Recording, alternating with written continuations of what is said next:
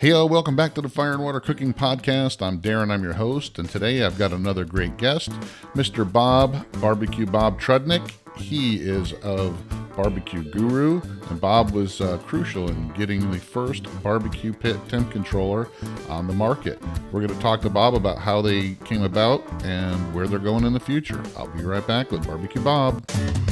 Smoking, grilling, getting hot and hotter, sous vide and chilling from fire and water.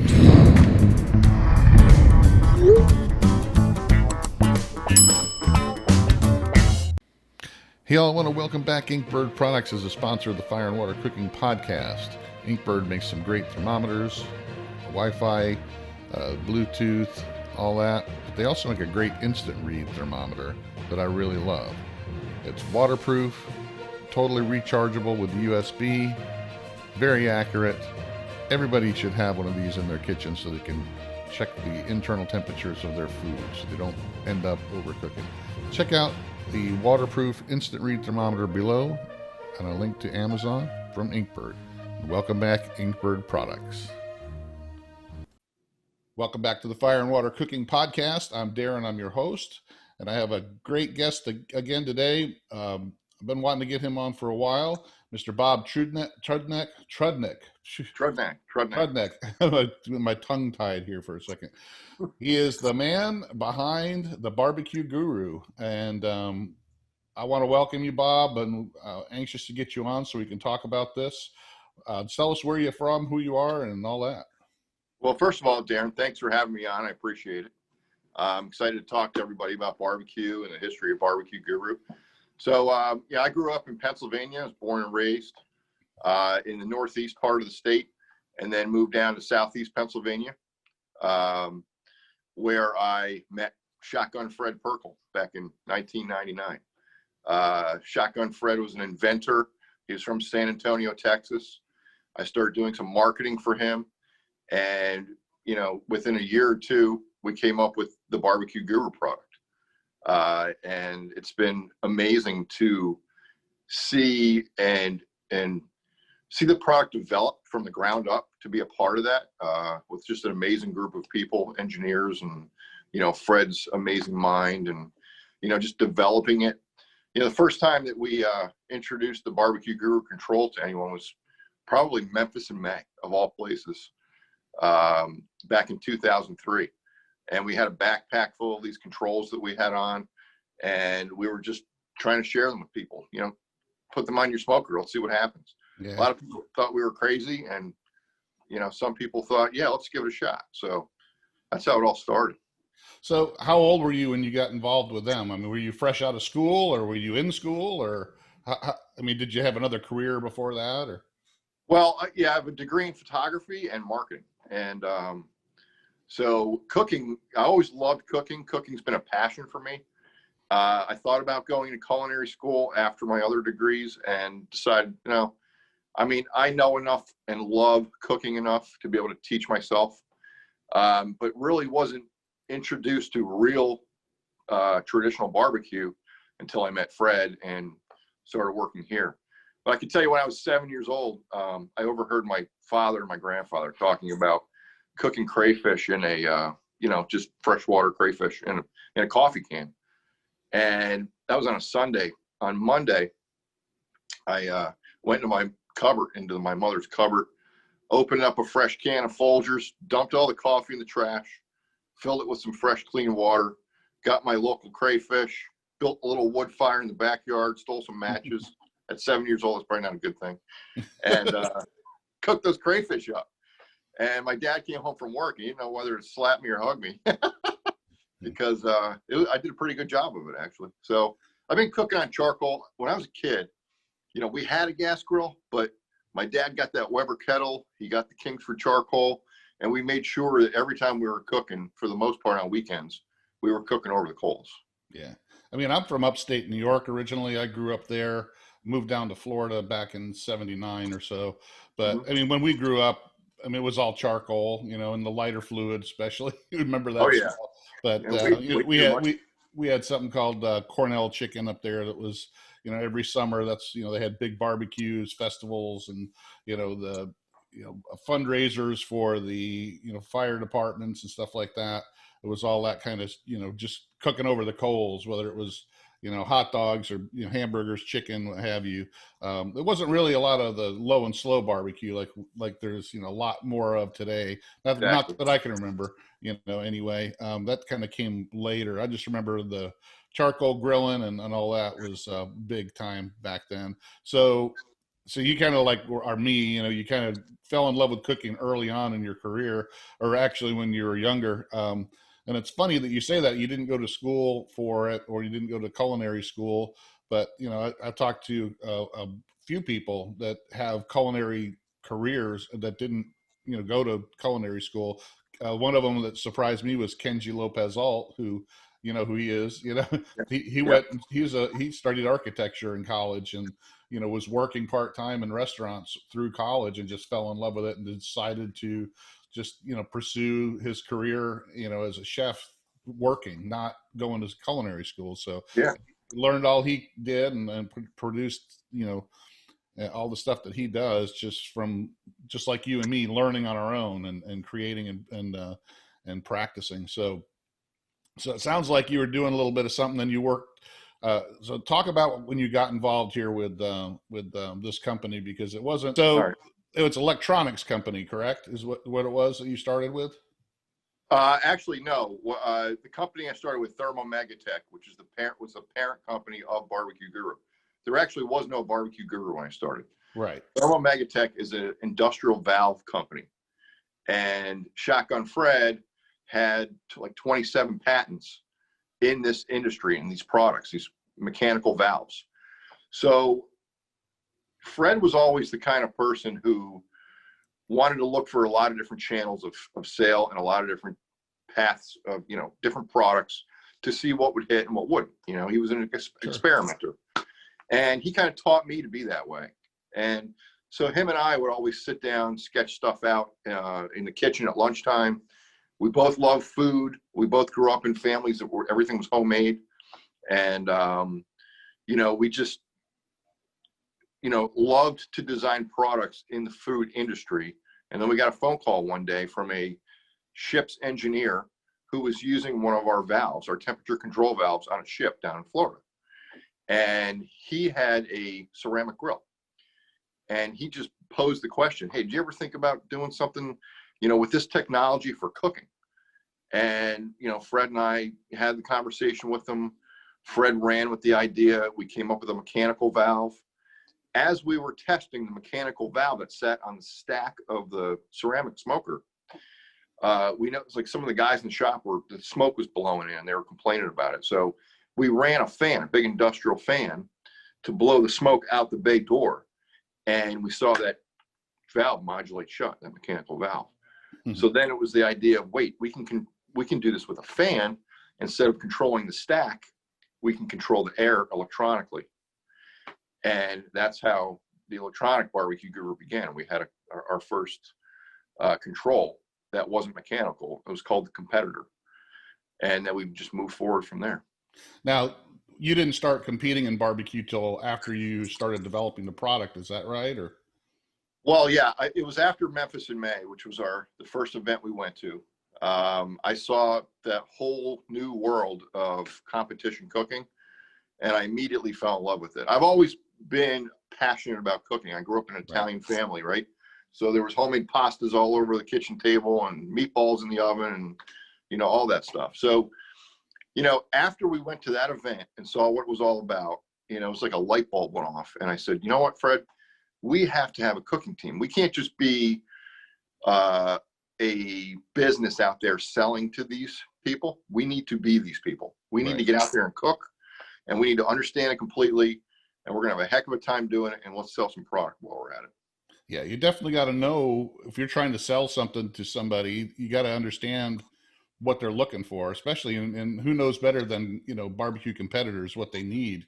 And exactly. You can't sell them something if you're going in there and you have no clue on what they need, trying to sell them something, and they'll just tell you, hey, I don't need this thing. So you got to understand what they go through and how they operate to be able to sell it to them. Well, that's kind of great. So, and it amazes me that the thing that you were originally designing is another competitor of yours now.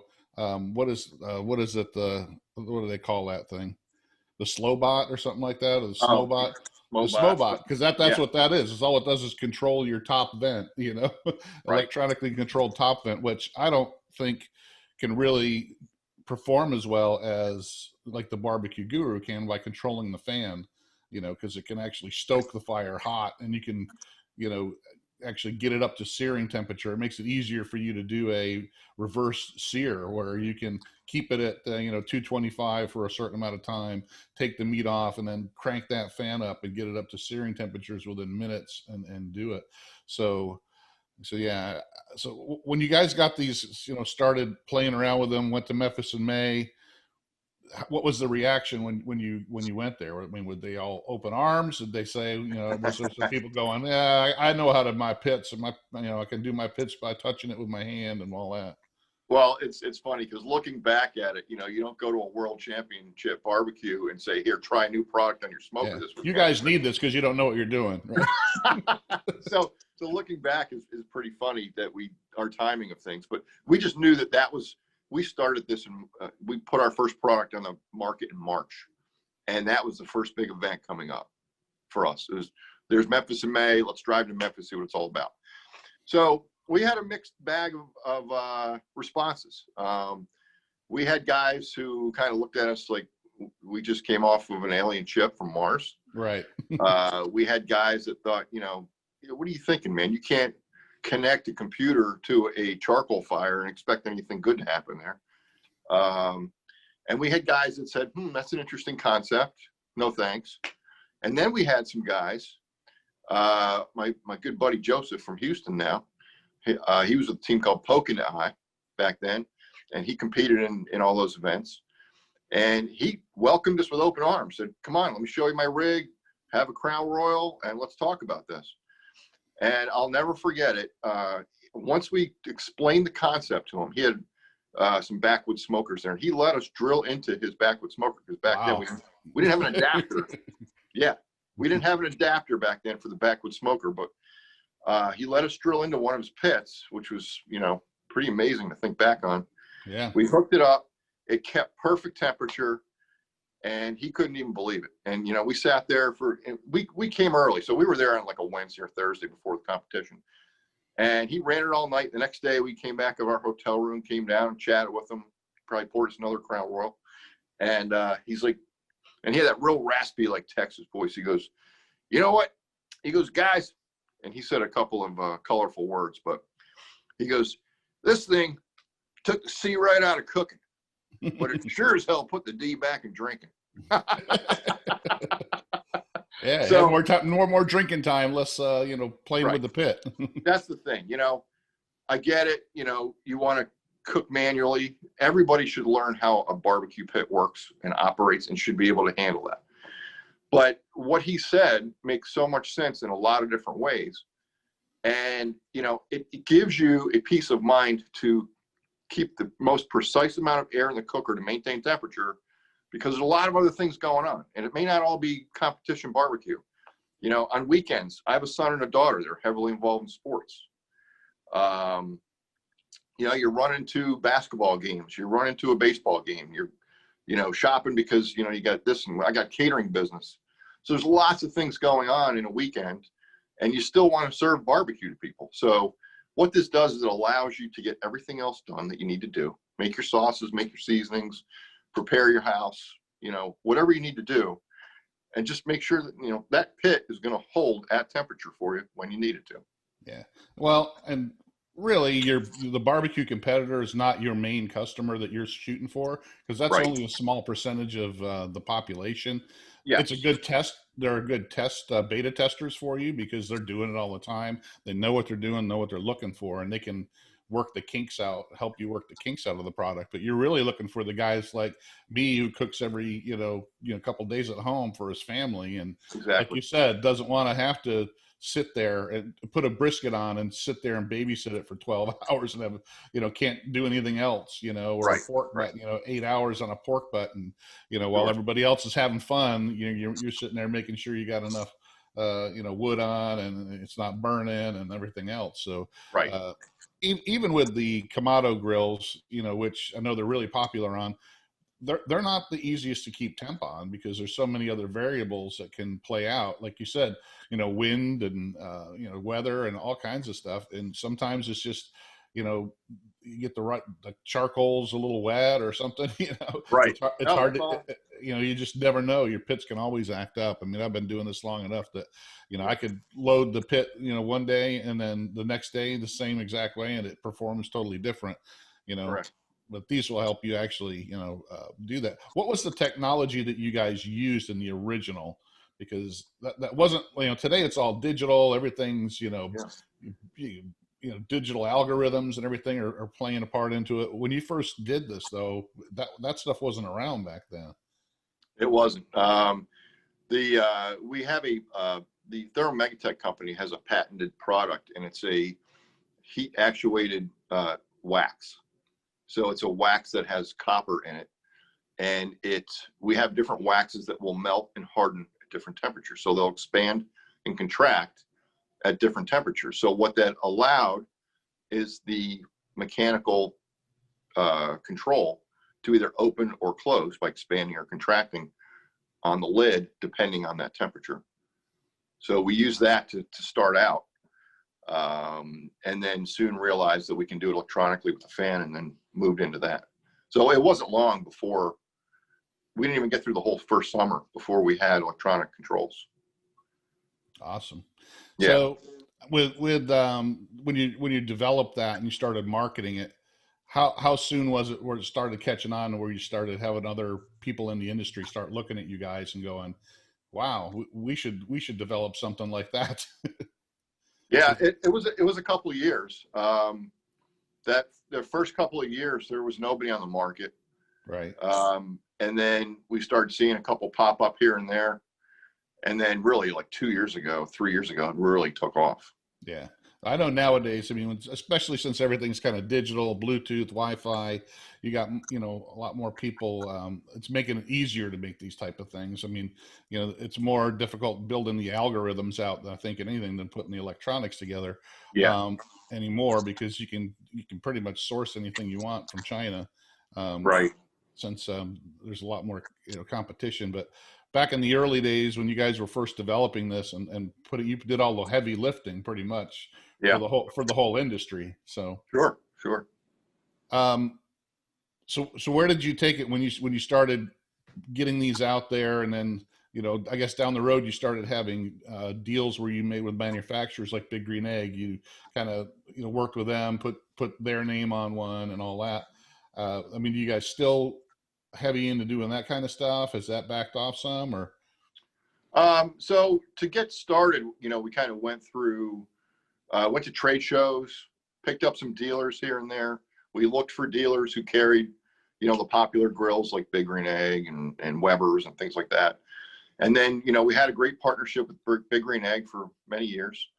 And we're continuing to do that. I'm continuing to look for those partners. But right now, we're focusing on, selling direct. And, if other partners come to us, then we're more than happy to work with them and give them their own design, their own look, their own name, get their brand on it. How hard is it keeping up with the technology? Technology seems to snowball. And when you first started, since you were the first, you had a few years there where you guys were the only ones on the market. Then you started having some competitors come. That usually drives, more innovation and then of course with the advance of technology, things continue to change. How hard is it keeping up with it? Because I know you just had a major change in the models when you came out Sure. with the Ultra Q and all that. Right. Yeah, it's not easy at all. Let me tell you. It starts with, taking a look at the way the industry's going. Sometimes it's driven by what somebody else has done. and most of the time it's driven by what you believe you need to set yourself apart. So I and my team do a lot of research. We do a lot of, thinking about feature set, which way is, this industry going. And, it's, I come up with a lot of concepts, but it's putting, having it come to fruition. The concept is great, but looking at the mechanics of it, looking at the firmware, looking at, how things are built and, the costs and things like that. That's when it all comes together. So my concept has to be looked at by a team of people. And then they have to tell me, well, here's what the reality of it. And we can do this and we can't do that. And if we do this, we have to do it this way, not that way. Yeah. So there's a lot of meetings and a lot of eye openers, once a concept comes up, to be able to bring it to reality. Yeah. And you can't sit back on your laurels when you're in a technology type business, because it's constantly changing. You got to, people are always demanding more and more. And I'm sharing the screen now. You can probably see with your website, and showing that you got the new Digi-Q, Ultra Q.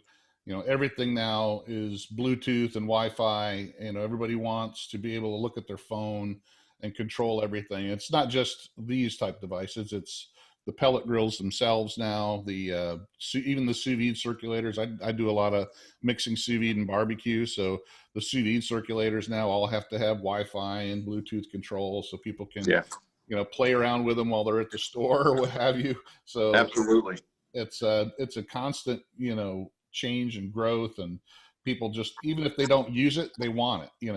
Exactly. If you see that on the pellet grills, even, companies that had a really great pellet grill, somebody else comes out with one that's got Wi-Fi and Bluetooth, and people will go buy that one, even though it may be a crappier overall product. And so that forces that company to go, okay, like Weber, they came out with their pellet grill. They waited until they, could put something out with Wi-Fi in it. And now they're a technology company, which none of their products ever had anything like that before. And now they have to get involved in having an app and software and algorithms and exactly things they never really worried about before. Yeah, you definitely need to keep on top of that to stay in this business. Yeah. And that's just what amazes me in the barbecue, even just the outdoor cooking. So you guys, have to continue to upgrade and look at your products and make sure that they're staying competitive and offering, your customers what they want and what they are demanding now. I mean, customers are getting more and more demanding with the, like I said, every time I get a company on that's in this business, just looking at all the technology and stuff that it's inserted itself into the outdoor cooking market now just amazes me. Every year there's still something new. So you would never think, looking back 20 years ago, the way it would look today with all the technology and different kinds of grills, shapes of grills, and all that. Now you guys a couple of years back decided to come out and partner with the Monolith grill, so that you could pretty much offer your own, grill with the commodity or the BBQ Gurus attached to it. How did that partnership come about? Well, we had a division of our BBQ Guru, of our company, in Germany, and I started going over there a few times a year, competing in barbecue contests, understanding the market, and helping grow that business. So the gentleman that I had running our business in Germany was carrying Monolith grills, and Monolith, the company, was only about an hour away from his distributorship. So I was, going to be competing that weekend, and they were going to be there. And, he said he's looking for an exclusive North American distributor. And I said, well, let's, we'll talk. And we hit it off. They're great people over there, Monolith, Germany. The business partnership seemed to work, the concept of it. So we said, okay, let's build in a fan So I want to be out of the box. I want the fan built into the cooker, so that you can shut that fan off and you can use it manually, or you can turn that fan on and you can use it with a control. So we got our first shipment. I guess it's been 3 years now, and they're doing very well. It's a very versatile cooker. It lends itself well to temperature control. There's a lot of different ways that you can set up your cooker for, traditional slow cook barbecue, for breads and pizzas, for casseroles and side dishes, for direct grilling and searing. So it's just an all-around great cooker. It comes with all the accessories you can imagine. And it's just like it's a beautiful partnership. Yeah, I'm a big fan. I have Kamado Joe, so I'm a big fan of ceramic grills. I know what they can do, and Kamado Joe's, of course, they came out to compete with the Big Green Egg, and the big thing with them when they came out, they included a lot of the accessories that you usually had to pay for with Big Green Egg. Right. Now, exactly. when you did this with Monolith, did that affect your relationship with Big Green Egg at all, or did it not have any kind of? We were not in their partnership with Big Green Egg at that time. Okay, gotcha. Yeah, that was after our partnership. So no, it didn't have any effect on that. And we love all cookers, and our controls work on any charcoal grill or wood smoker. So we still, push our controls for any grill that you have out there. So we have a lot of different adapters. Yeah, that's another thing I want to bring up, and I'm going to share the screen again because you guys do one of the things that I guess the benefits of being one of the first to introduce a temp controller is that you guys went through a lot of the, okay, we got to make this fit all these different types of cookers.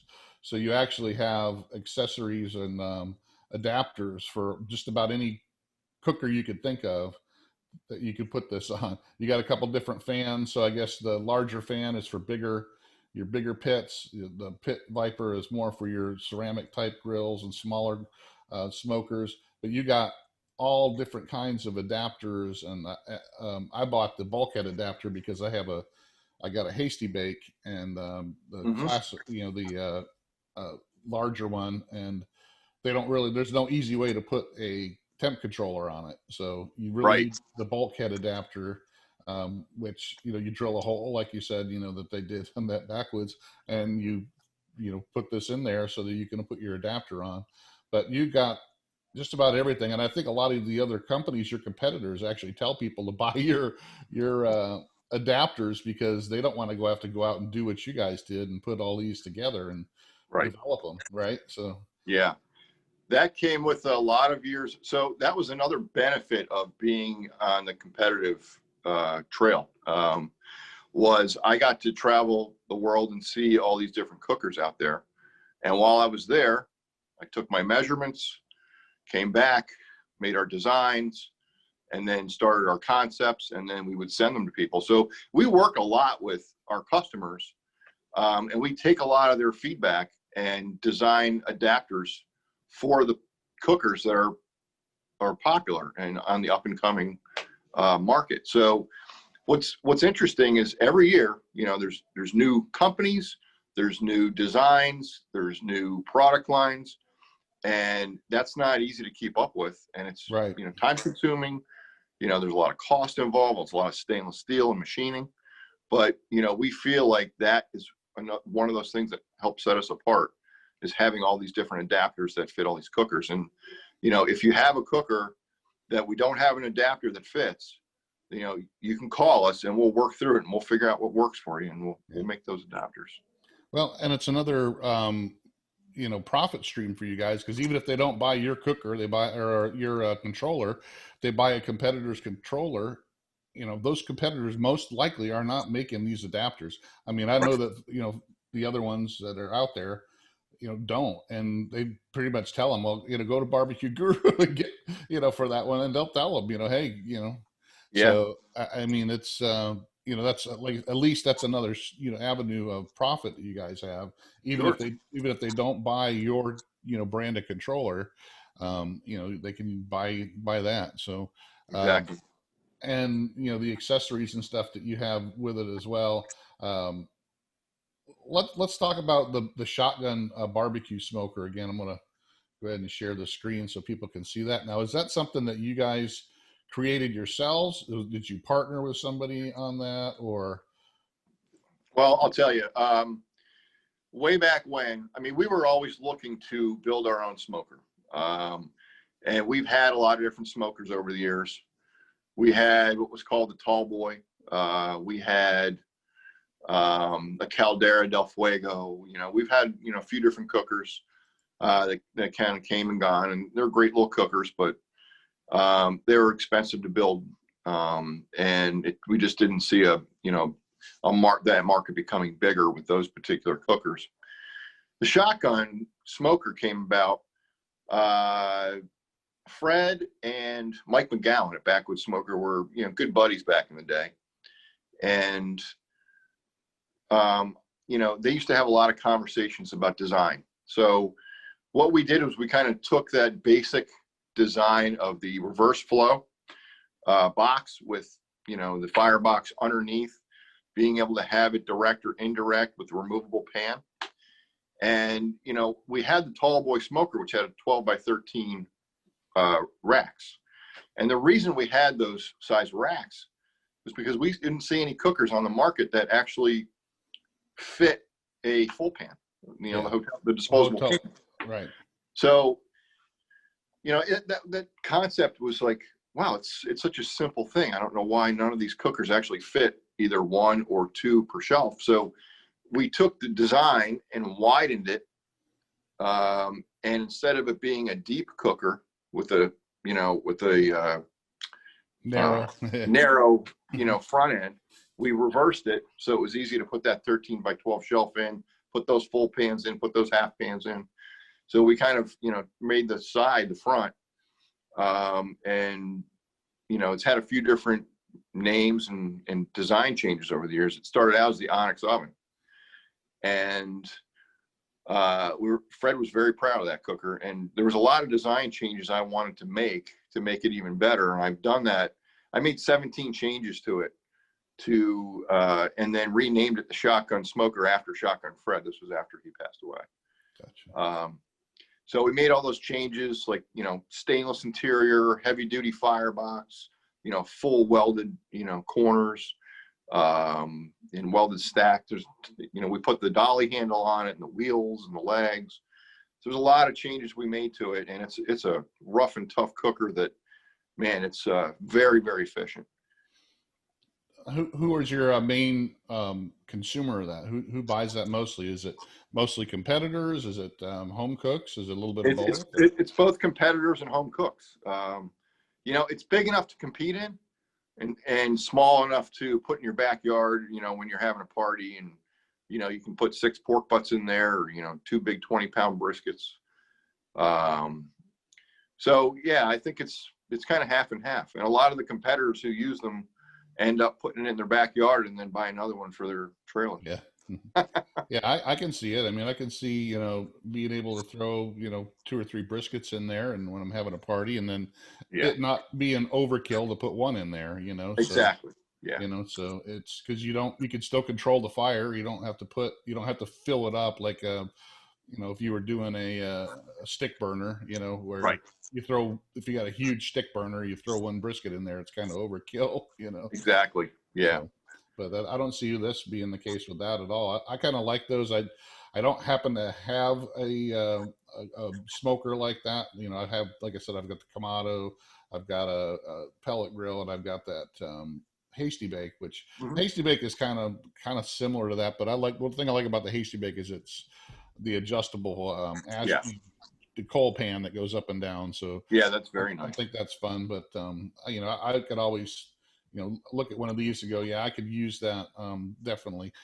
It's kind of limited use. You can't grill with it or anything, but it's not really meant to do that with that. So actually, I do grill in it. If you remove the water pan, and you can fit one of the racks on the very bottom where the water pan would go, and just get those coals going. And, you know, we do camp food at competitions. We do steaks and burgers, and I guess you could, because it is kind of big enough to cook stuff on. That's yeah. Well, that's good. See, I wouldn't even have thought of that, but I guess when you play around with them enough, you figure out things you can use it with, Yeah, you find new ways. right? So, what other accessories and stuff that you guys came out with over the years? Because that's like you said at the beginning. I guess Fred was like this, and you're kind of the same way. You always look for more Yeah. things that you can offer customers, more profit, streams. So I'm looking at the barbecue rib rings. Yeah. Those things look pretty decent.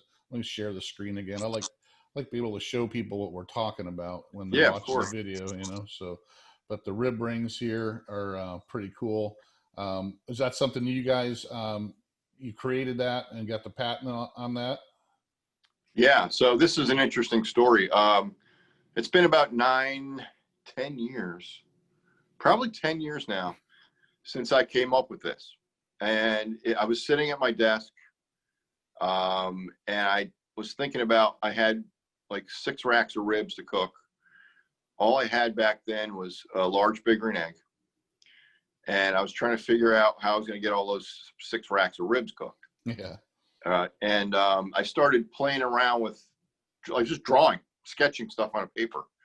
And I thought, if I can make some kind of spiral round rack, because there's no round rib racks out there. I was looking for rib racks online at the stores, and I'm like, it's a round grill, and I got a rectangle piece of meat. How am I going to handle this? Right.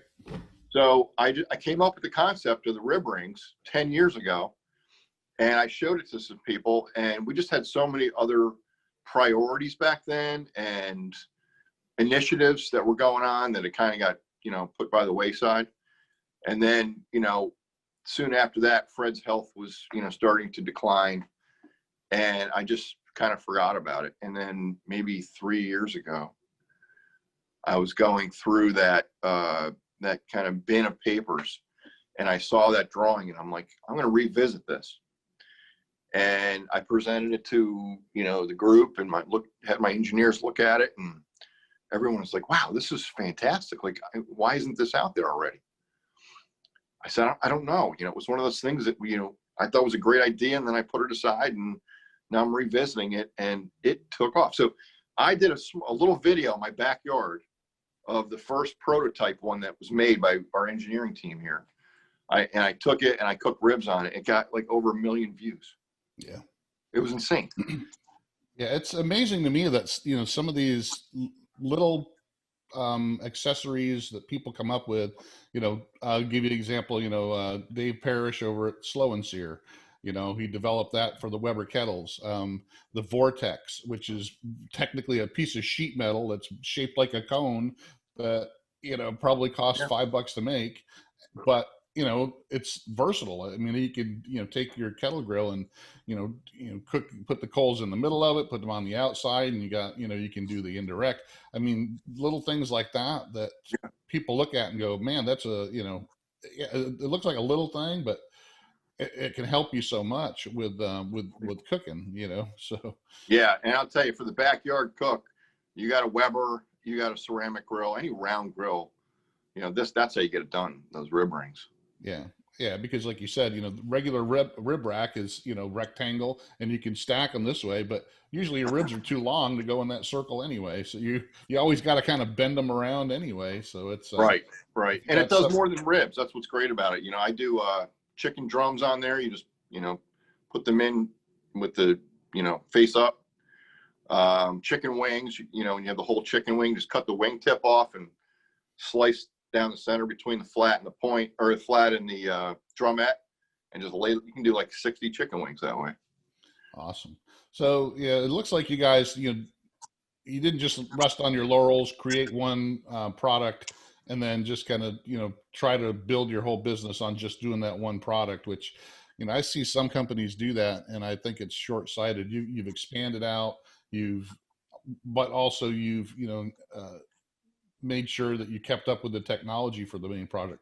How hard was it? Because I know that the latest one was probably the biggest redo you had to do of your controllers, because of the fact that now you had to get Wi-Fi and Bluetooth into these things that you never had that before. How long and what were the trials and tribulations you went through to do that? It was a few years. I had, I was going kind of developing my 3 to 5 year plan for the business. I was looking at, new concepts, feature sets for the controls. And, one of the genius things that Fred did way back when was on the Digi-Q, on the basic Digi-Q, he had the display. It's an LED display. He had that pulse when the fan was running. And I asked him why he did that. And he said, well, think about it. He said, if you're at a 20-foot distance from your cooker, you're looking out the window. He said that, the fan runs, it's an algorithm that we've developed over the years, and the fan will run full time until it reaches a certain set point, when it's so many degrees from your set point. Then it will start to pulse, and it pulses less and less and less as it gets to your set point. If it goes over temperature, the fan will not run. So he said, by pulsing that display, you can see if it's pulsing full time, it's coming up to temperature. If it's pulsing and stopping and pulsing and stopping, you're at temperature. And then if it's not pulsing at all, you're probably over temperature. And the fourth scenario is you've been cooking for 5 or 6 hours, 7 hours, 10 hours, and the fan goes from a on and off and on to pulsing full time again. That means you're running out of charcoal, and it's trying to pick up where. So I was like, wow, that's a great idea. So I always thought, how can we use that in a more profound way? Like, how can we design that into the controls? And that's where the light ring came. And concept of the light ring, having cool blue color and the warm color for being at temperature, and then using those pulsing lights to show people if they don't have their phone on them, or they're charging their phone, or glancing out the window. It's just a great at a glance, what's going on in my cooker. If it's red and the sides are pulsing on, off, you're at temperature. You don't even need to know the number because you know where you set it. Right. If it's cool blue, you're still coming up to temperature. If it's cool blue 10 hours into the cook, you're running out of coals. You need to go load some coals in there. And then if the whole thing's flashing red, you're over temperature. It needs attention. All right. Well, I'm going to share the screen this one last time, and we're going to kind of walk through your main products here so people can see it. And you guys can find them at bbqguru.com. Easy to find. You can also find them on Amazon. I'll put some links in the description below. So we're going to start with the first one. This is the Digi-Q, your new latest Digi-Q. This is like the entry level device, correct? Yeah, right. It's the entry level, but it's a rugged little machine, and if you don't consider yourself like tech savvy, you don't want to deal with wireless and your phone and all that. This is just this is the main control that people use to just glance at their cooker, and you're just using it as a standalone control. Right. So there's a lot of people who don't consider themselves tech savvy. They don't want to deal with the technology, and this is what they go to. Yeah, or they don't need to. I mean, I see a lot of this technology as overkill, where a lot of people will go, "Hey, it's neat to have," and it's so cheap nowadays, though, and that you might as well have it. But like the pellet grills now, they're just pretty much including it because they pretty much have to, or they don't sell them. But I can't remember the last time I was at the store and I was trying to look at my phone to see if my pellet grill was still running. I mean, right. And it's, and like I said, even the sous vide circulators and, kitchen appliances now have this. So this is for somebody that strictly just needs it to make sure if I set it at 225 or 250 for 8 hours, I know it's there. I don't have to worry about it. I go out there and 2 hours later and it's doing the same thing. Yeah, So, exactly. yeah. So, I mean, that's good to have options because, why have one product that, gives them stuff that they don't want to use, why make them buy something that they're not going to use? Why make them pay the extra money for a Bluetooth, Wi-Fi, all Right. that other stuff if they don't need it? Right. So, and we try to accommodate, all price points, exactly. Yeah. as best we can. So the Digi-Q is the next step up, which is strictly Bluetooth, but it also incorporates some of those things you were talking about with the different pulse points and colors and all that to give you that same uh, it feels like it's a little bit more of technology built into it because it is Bluetooth, just limited range compared to the to a Wi-Fi control. So it gives you a little bit of a taste of that. So that's your next step up. And Right. what does the Digi-Q and the Ultra Q differences as far as that? Is it strictly the Wi-Fi for the Ultra Q, or is there other things? Yes.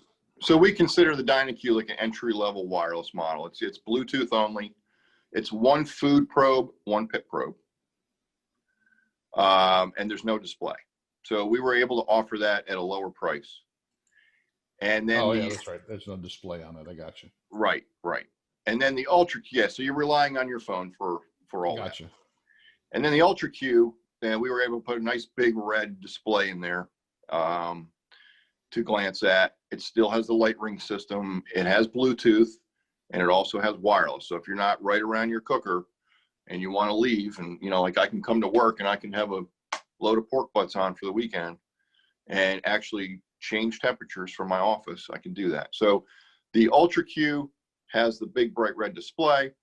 It has the capability of handling 3 food probes plus a pit probe. And then you have your lights at the bottom. There's a different color light above every probe port. So you can have that scan from pit to food 1 to food 2 to food 3. And the tail of the Q will change the color of that particular probe with the light above it. So once you know, hey, pit 1 or food 1 is orange, food 2 is green, food 3 is yellow, whatever it is, then you'll know that by the changing of the color tail, that is the temperature of each of the 3 meats. Gotcha. And now with both the Digi-Q and the Ultra Q, do they have the same capability of actually doing the charting, or is that strictly in the Ultra Q? That's in the Ultra Q. Okay, yeah, because that's Wi-Fi, so that loads everything up into the cloud, into your what's the name of your website that Share My Cook is the engine that drives. Yeah, it's what drives that. So people can actually save their cooks and go back and do comparisons. Especially this is really good for competitors, where they can kind of see how their pits operate and how their food cooks. I mean, different briskets and different pork butts cook different, sometimes. So absolutely, they can see the difference between how a prime cooks over a Wagyu or what have you. And absolutely. So there's actually a lot more technology. The Ultra Q also comes with a nice mount. I know that's the one I have. So I know it's got a pretty awesome mount that you can actually screw it down if you wanted to, but it's got a magnet at the bottom. So you can pretty much put it anywhere you want. I love the alligator clip on the pit probe because, I hate those little metal things that other companies give you. They always get lost, and they don't bend right, or the probe doesn't fit in them right. So having a little alligator clip it seems like a little thing, but it's it can save you a lot of hassle sometimes. Oh, absolutely. There's no doubt about it.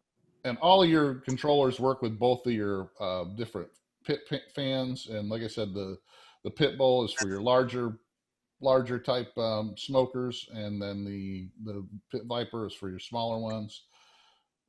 It works with Alexa too. So I mean, that's you got a lot of technology built into it. So you guys did a lot of work putting it all together. That's for sure. So yes, I appreciate that.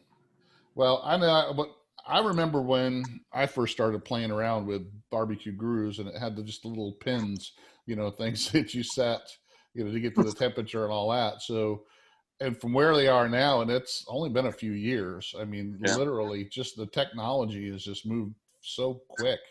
I mean, 3 years ago, I don't think the pellet grills out there had, as much technology as they do now. They were just strictly, analog. Set it to 250 and maybe you're around that temperature. And now now they got the PID controllers and digital, Wi-Fi and Bluetooth and all kinds of, different things that technology built into them. So where do you see this industry going? You see this keep on? What other new changes can come about in the next 5 or 6 Well, years? gosh, there's so many. I don't want to give away all my secrets of what I'm thinking, but there's just making things more convenient, making things more versatile, to cook different styles of food outdoors. Slick looks, different colors. There's a lot of great ideas out there, and I see it. Just convenience and versatility are the main things and reliability are the main kind of points that I'm working with to help develop further. Miniaturization that seems to be a big thing too. I mean, I'm sitting right now. I'm sure you heard of the meter and the meat stick. Oh yeah. The meat stick just came out with this new.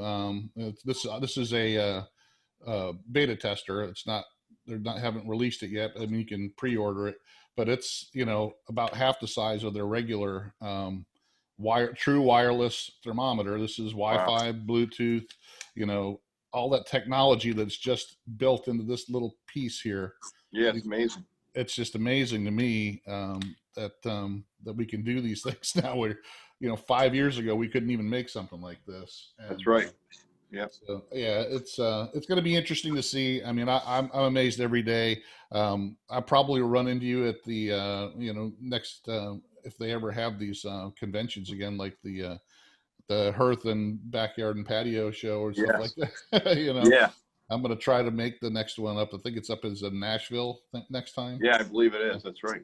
Supposed to be, so we'll see. I might make my way up there. Do you still attend those type of events? Yeah, I probably will be there this year. Yeah. Gotcha. All right. Well, Bob, I want to appreciate anything else you want to talk about that BBQ Guru's working on, or that we can expect out of you guys right now?